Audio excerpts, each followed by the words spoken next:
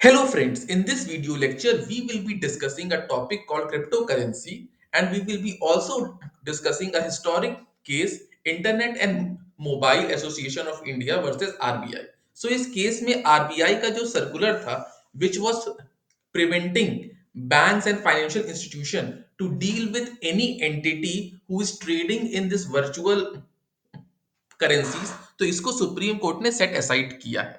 क्यों किया है, क्या रीजनिंग थी, ये क्रिप्टो करेंसी क्या है, क्या वो इंडिया में बैन है, क्या वो इंडिया में बैन नहीं है, क्या इसका फ्यूचर है, इसके क्या थ्रेट्स हैं, इसके क्या एडवांटेजेस हैं। So we will be discussing all these things in our video in light of the legal point of the topic which was the case given in Internet and Mobile Association of India versus RBI. तो सबसे पहले हम ये समझते हैं कि जो crypto currency है वो क्या है। So it is a virtual currency और a digital one that is secured by cryptography so that it is impossible to counterfeit it or to double spend it. तो cryptography क्या है? It is the computer programming. So it is secured by computer algorithms. Okay. So crypto currency का जो सबसे बड़ा advantage है वो ये है कि the banks, the central bank and the financial institution, it has no control over it. तो जो हमारा जो एक ट्रेडिशनल फाइनेंशियल सिस्टम होता है उसमें क्या होता है, जो भी हमारे नोट्स हैं, कॉइन्स हैं, उन सब की अथॉरिटी या गारंटी हमें सेंट्रल बैंक से मिलती है। वो डिसाइड करती है कि इकोनॉमी में कितनी मनी सप्लाई होगी। ठीक है, तो वो जो गारंटी है हमें सेंट्रल बैंक से मिलती है, जो कि हमारे देश में रिजर्व बैंक ऑफ इंडिया है। इसीलिए हमारे नोट में लिखा रहता है कि I promise to pay the bearer a sum of 500 rupees. ठीक है, तो वो जो मैं धारक को ये जो लिखा रहता है that is the guarantee by the central bank. तो इसमें सेंट्रल बैंक का बहुत बड़ा रोल हो जाता है या बैंक्स और फाइनेंशियल इंस्टीट्यूशंस का बहुत बड़ा रोल हो जाता है। अब जो हम पैसे भी रखते हैं, जो हम डिपॉजिट करते हैं, वो हम बैंक में डिपॉजिट करते हैं, तो एक ट्रस्ट का फैक्टर आ जाता है। Bank can miss use that money क्योंकि हमने किसी और को दे दिया है वो पैसे। ठीक है, so we have seen many examples in the past also. So Bitcoin के केस में या जो क्रिप्टो करेंसीज के केस में ये सब चीजें नहीं हो सकती because there is no role of banks और financial institutions. Okay, so if we see कि ये क्रिप्टो करेंसी का कॉन्सेप्ट कहां से आया, so it came in 2008। There was a paper on internet, it was by the name of Satoshi Nakamoto. You know, we don't know who this person is, but he published a paper on internet. और उसका जो आप note पढ़ेंगे ना, starting note, उसमें साफ साफ लिखा है कि जो crypto currency is a version of electronic cash that would allow payments to be directly sent from one party to another without give, going through a financial institution or bank। तो हम इसके मदद से, बिटकॉइन या crypto currency के मदद से एक पार्टी से दूसरे पार्टी को पैसा दे सकते हैं without the role of financial institution. तो फाइनेंशियल इंस्टीट्यूशंस के रोल को ये एक्सक्लूड करता है। यही सतोशी नाकामोटो का विजन था, to form an alternate financial system. Okay, so it is a digital asset. अब कुछ लोग इसको एज अ करेंसी मानते हैं बिटकॉइंस को, कुछ लोग इसको एज अ डिजिटल एसेट मानते हैं, इन्वेस्टमेंट के पॉइंट ऑफ व्यू से सोचते हैं। Okay, so it is a digital asset over which central bank और any financial institution has no control. Okay, so इसमें अगर हम ये देखें कि क्रिप्टो करेंसी का जो कॉन्सेप्ट है, ये अभी बहुत सी जो कंट्रीज हैं इन्होंने इसको लीगल टेंडर नहीं माना है। तो एज अ करेंसी तो हम इसको नहीं देख सकते। ठीक है, क्योंकि बहुत से कंट्रीज ने इसको लीगल टेंडर नहीं माना है। जो पहली कंट्री थी Salvador was the only country which allowed it as a legal tender. But most of the country like USA, Australia, they have treated it as a property or as an asset so that an investment can be made. So it can be termed as a digital asset. Okay, so India को भी कुछ ऐसे ही stand लेना चाहिए, इसे completely कभी ban नहीं करना चाहिए और इसको एज अ डिजिटल एसेट लेना चाहिए। बट इसी के साथ साथ क्रिप्टो करेंसी में जो प्रॉब्लम है, जो थ्रेट है, वो इंटरनल सिक्योरिटी और मनी लॉन्ड्रिंग का भी दिया जाता है। क्यों? क्योंकि इसको ट्रेस करना बहुत मुश्किल है। ईडी हो गई या कोई भी हो गया, वो इसे ट्रेस नहीं कर सकते। एटलीस्ट ट्रेडिशनल फाइनेंशियल सिस्टम में भी ये सारी चीजें हो रही है, मनी लॉन्ड्रिंग हो रही है, but at least there is a chance to trace it. Okay, because it is verified through banks. Okay, but bitcoins के केस में इस चीज को ट्रेस करना विल बी नॉट पॉसिबल।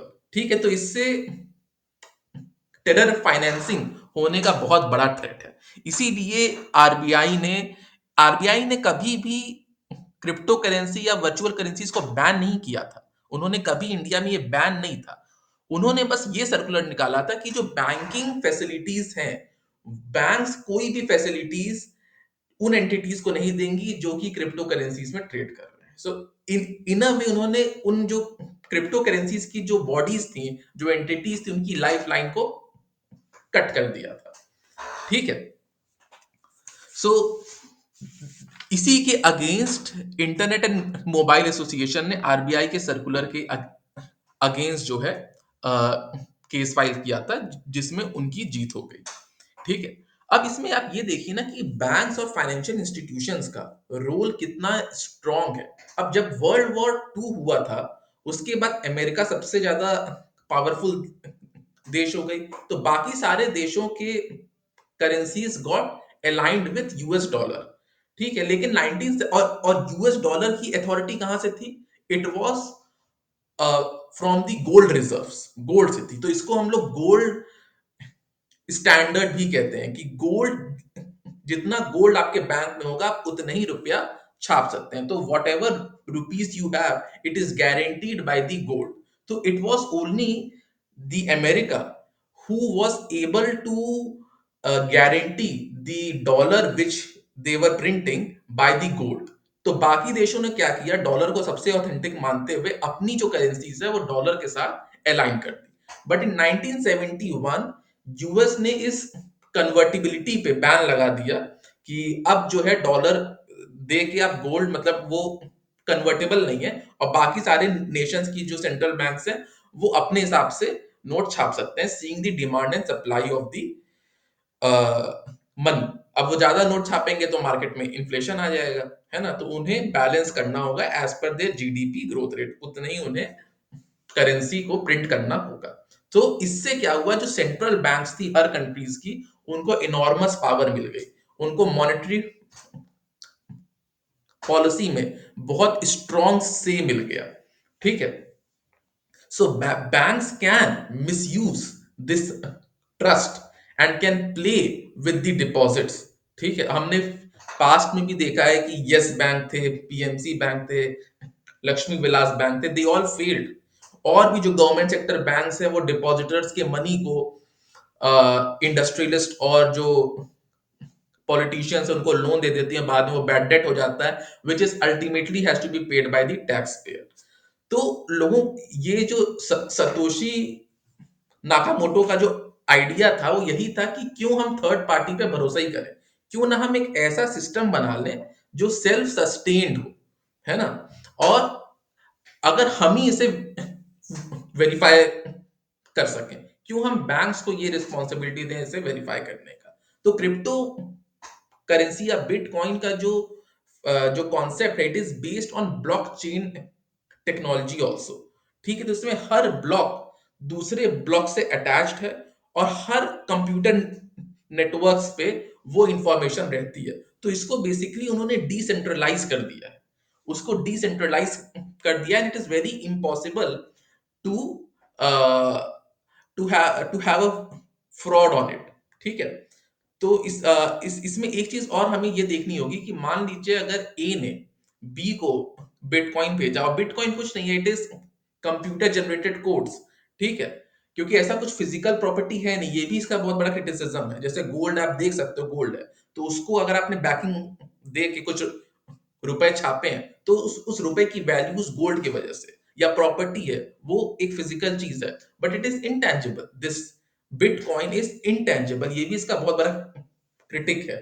ठीक है, तो इसमें बेसिकली क्या होता है कि मान लीजिए ए ने अगर बी को बिटकॉइंस दिए, ठीक है, 5 बिटकॉइंस दिए, तो ये बिटकॉइन सही है कि नहीं, ये कौन वेरीफाई करेगा?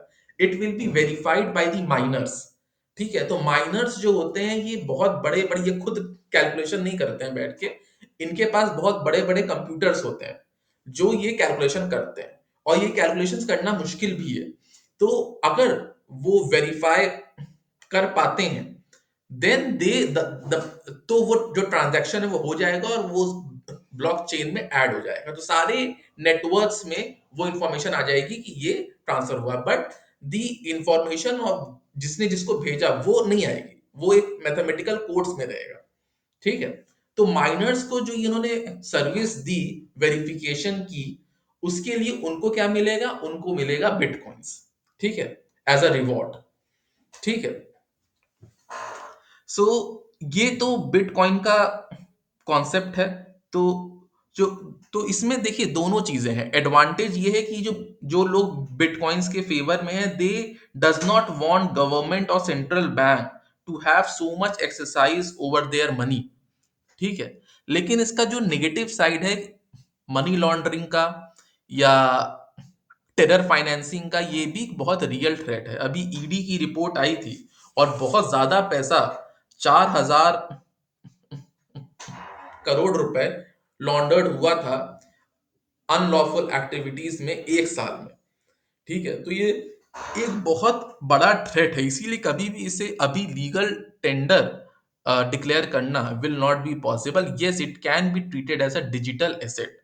ओके, बिकॉज ईडी या कोई भी इन्वेस्टिगेटिंग एजेंसीज के लिए बहुत इम्पॉसिबल हो जाता है बिटकॉइंस में जो ट्रेड हुए से ट्रेस करना।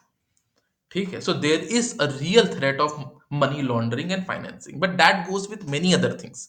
ठीक है, तो इसीलिए अगर इसे बैन करना हो तो that will not be okay, seeing the benefits of the crypto currencies. So तो जैसे कि मैंने आपको बताया कि miners have to prove the computation work which they have done, and for that they will be rewarded। तो अभी के टाइम पे जो क्रिप्टो करेंसी का यूज एज एन इन्वेस्टमेंट हो सकता है, as a store of value हो सकता है, और एज एन ऑल्टरनेट करेंसी हो सकता है, लेकिन वो मुश्किल है, वो अभी फार साइटेड है कि वो ऐसा होगा कि नहीं, but yes, as an investment तो हो सकता है। अब रही बात जो लीगल केस था Internet and Mobile Association of India versus RBI का, तो आरबीआई तो सुप्रीम कोर्ट ने इस सर्कुलर को सेटिसाइड किया है on the ground of proportionality. उन्होंने कहा था कि जो सर्कुलर जो इम्पंच कर रहा है कि बैंक्स को मना कर रहा है इन एंटिटीज को बैंकिंग फैसिलिटीज देने के लिए, दैट इज टू डिसप्रपोर्शनेट, है ना। ये एंटिटीज अभी तक आरबीआई ने ऐसा कोई सबूत नहीं दिया है कि द वर्क और the business of these entities has adversely impacted the banking financial system or it is a threat to the nation। ठीक है, और आरबीआई ने कंसिस्टेंटली कभी भी क्रिप्टो करेंसीज को बैन भी नहीं किया है, उन्होंने बस ये बैंकिंग फैसिलिटीज इनको देने को मना कर दिया। So this circular has to be set aside on the ground of proportionality। So this case was heard by 3 judge bench including RF Nariman Justice, Anirudh Bose Justice, and Justice V. Rama Subramaniam.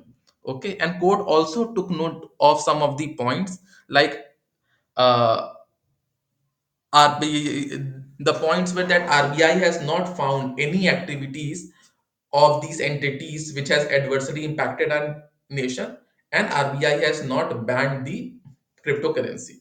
Okay, तो इसीलिए, और देखिए article 19(1)(g also gives that one has a fundamental right to business, okay, if it is not a threat to the nation. तो अभी reports के हिसाब से बहुत एडवर्स इम्पैक्ट का नहीं आया है, और अभी इस पे बिल एक पार्लियामेंट पे है, तो इसमें रेगुलेशन की जरूरत है, ना कि इसको बैन करने की जरूरत है। So we can have certain regulation. So there is a crypto currency and regulation of official digital currency bill 2021, अभी ये पार्लियामेंट में है, इस पे डिस्कशन हो रहा है। और देखिए रिपोर्ट्स की अगर माने, so there are more than 100 million crypto investors in India only. आपको पता है कि पूरे वर्ल्ड में सबसे ज्यादा इन्वेस्टमेंट इंडिया से ही है बिटकॉइंस में। ठीक है, तो बिटकॉइंस में सबसे ज्यादा इंडिया ही से इन्वेस्टमेंट है, it is near about 100 million उसके बाद यूएसए आता है which is way less, 27 million, and then Nigeria 13 million. Okay, so in India, even though RBI ने सर्कुलर दिया, but the most of the investment is from India only. So it is very dicey so as to say कि इसका क्या future होगा. बहुत से लोग ये कहते हैं कि जैसे कि इंटरनेट जो कि एक नेटवर्क ऑफ कंप्यूटर है, विद इन 20-25 ईयर्स अब हम अपनी लाइफ, आज से 20 साल पहले इंटरनेट ऐसे था भी नहीं, but with in 20 years internet की पॉपुलैरिटी ऐसी बढ़ी कि हम अपनी लाइफ बिना इंटरनेट के इमेजिन भी नहीं कर सकते, है ना. सो इंटरनेट की पॉपुलैरिटी ऐसे बढ़ी है. सिमिलरली ये जो क्रिप्टो करेंसीज है, अभी ये नया लग रहा है, but this network of blocks chain method जो है, जो ट्रांजैक्शंस का, ये भी इतना पॉपुलर हो जाएगा कि इसके बिना फ्यूचर में लोग लाइफ अपनी इमेजिन नहीं कर पाएंगे. Let's see. But there are a lot of threat of money laundering and internal security also, but at the same time it is a very good investment opportunity and it is a very good digital asset. So most of the countries, हमें ये भी देखना पड़ेगा India में कोई decision लेने से पहले कि बाकी कंट्रीज क्या कर रहे हैं. So most of the countries in USA, in Europe, what they have done is they have not recognized it as a legal tender, but yes, they have recognized it as a digital asset, or they have recognized it as a property for investment purpose. There is only one country, and there are many more, like China, Bangladesh, Nepal. But if we say China, China has absolutely banned bitcoins or any form of cryptocurrency. They have absolutely banned it because उनका ये मानना है ये बहुत बड़ा fraud है, ये बहुत बड़ा फ्रॉड है. चाइना का ये मानना है, उन्होंने पूरा बंद कर दिया और उन्होंने अपनी सेंट्रल बैंक की एक डिजिटल करेंसी निकाली है. सो चाइना का भी मूव, लेकिन इससे चाइना को नुकसान भी बहुत हुआ है, क्योंकि जितने भी माइनर्स थे वो सब चाइना में ही थे. ठीक है, वो सब चाइना छोड़ छोड़ के अब और देश जा रहे हैं, तो चाइना को एक इकोनॉमिक लॉस तो इसमें थोड़ा बहुत हुआ है. But there might be some wisdom into this decision because China is the only one, like the major economy, which has completely banned the cryptocurrencies. ठीक है.